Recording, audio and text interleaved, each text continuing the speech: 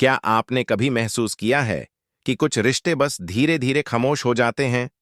न कॉल, न मैसेज, और फिर भी एक वक्त था जब हर दिन बात होती थी, हर छोटी बड़ी बात शेयर की जाती थी। वो बातें जो अब यादों में कहीं खो चुकी हैं। ऐसे लोग जो कभी हमारी जिंदगी के सबसे करीब थे, आज बिल्कुल अजनबी लगते हैं। ये रिश्ते की खामोशी हमें बहुत कुछ सिखाती है। वो सच्चाइयां जो हम जानकर भी इग्नोर करते हैं। आज हम उन्हीं अनकही सच्चाइयों की बात करेंगे जो न सिर्फ आपको अंदर से झुंझोर देगी, बल्कि एक ऐसी एनर्जी देगी जो आपकी सोच और जिंदगी की डायरेक्शन बदल सकती है।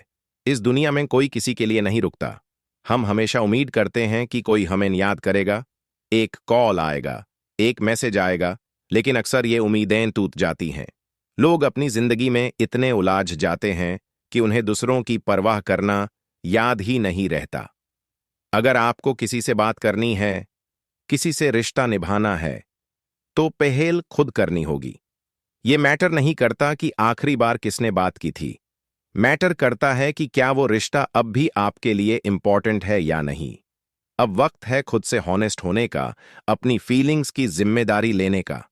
खुद से पूछिए, क्या आपने उस रिश्ते के लिए दिल से कोशिश की थी?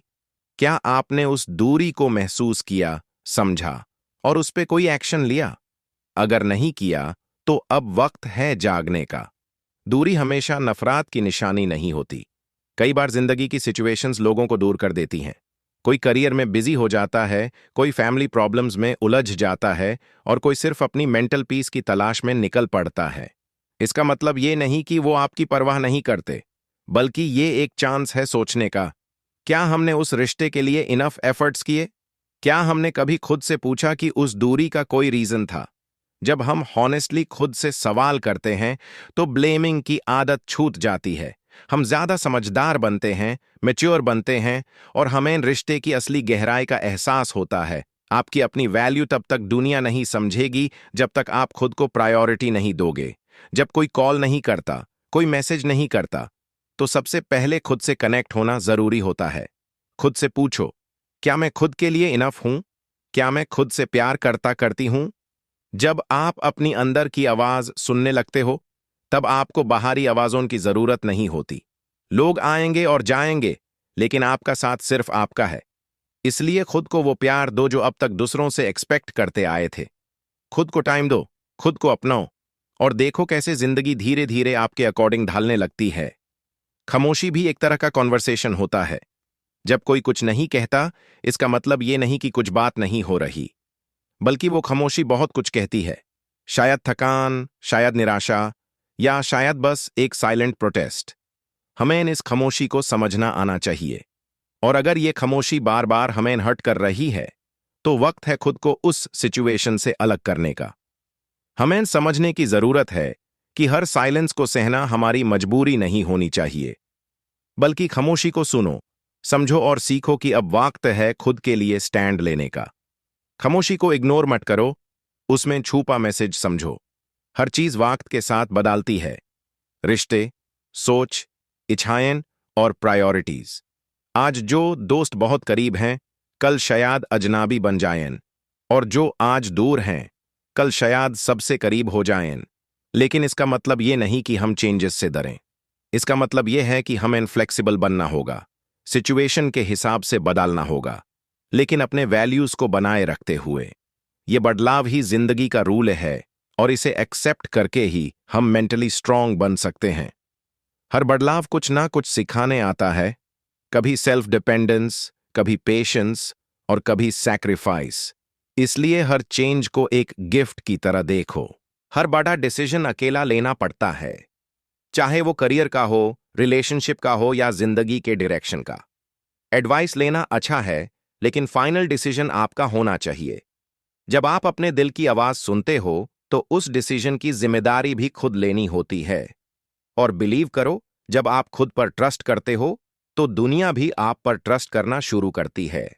डर, कंफ्यूजन और अकेलापन आएगा, लेकिन अगर आपके इंटेंशंस क्लियर हैं, तो रास्ते खुल जाते हैं।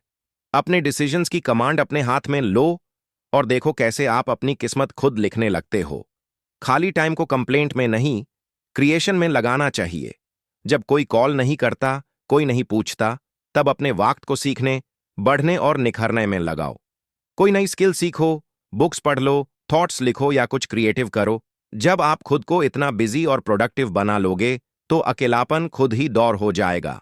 वो खाली स्पेस जो पहले बोझ लगता था अब एनर्जी का सोर्स बन जाएगा। हर खाली वक्त आपको कुछ नया बनाने का मौका देता है। उस वक्त को वेस्ट मत होने दो। सेल्फ लव ही सबसे सच्चा प्यार होता है। जब आप खुद से प्यार करने लगते हो तो आपकी आंखों में चमक आ जाती है, आपके चलने में कॉन्फिडेंस दिखता है और आपके थॉट्स में स्टेबिलिटी आती है।